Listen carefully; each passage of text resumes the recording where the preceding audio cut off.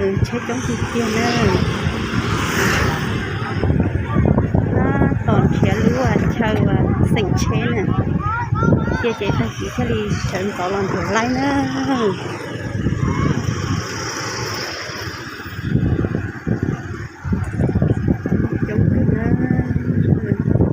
500 mét nữa, rẽ phải về hướng Điện Biên Phủ, quốc lộ 4D. Có tội chế kế xứ nó chỉ có phải chơi đời chơi nhóc của chị chị chế kế mù nữa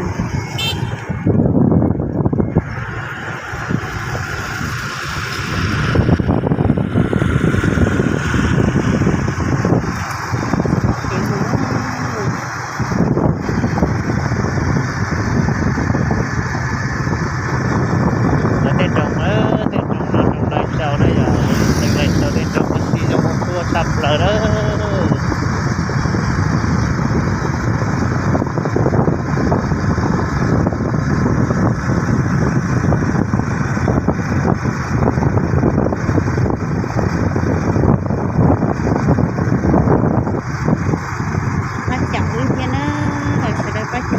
rẽ phải về hướng Điện Biên Phủ, quốc lộ 4D, sau đó rẽ phải vào Điện Biên Phủ.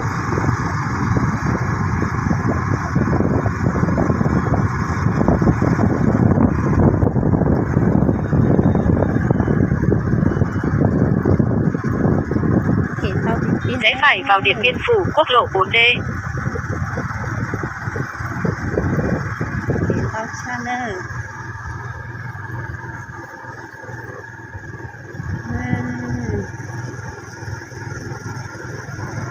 Đi tiếp quốc lộ 4D 6 km nữa.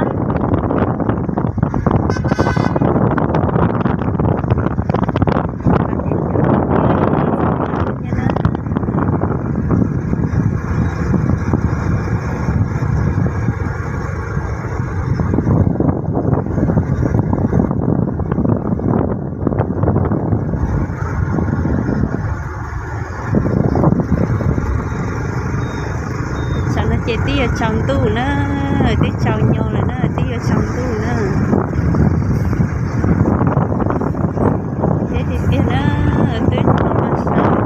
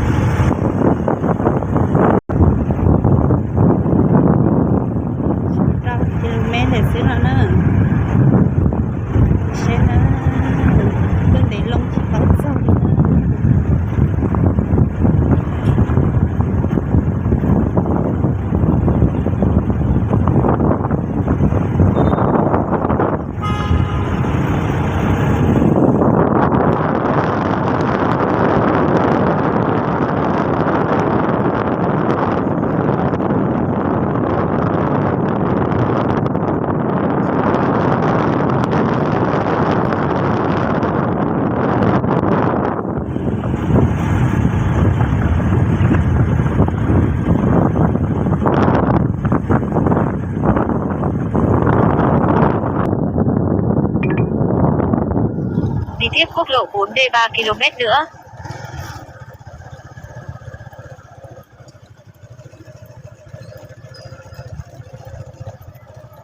Đây đó là non to nè. Rẽ phải về hướng Bế Văn Đàn, đường tỉnh 128, sau đó vòng ngược lại.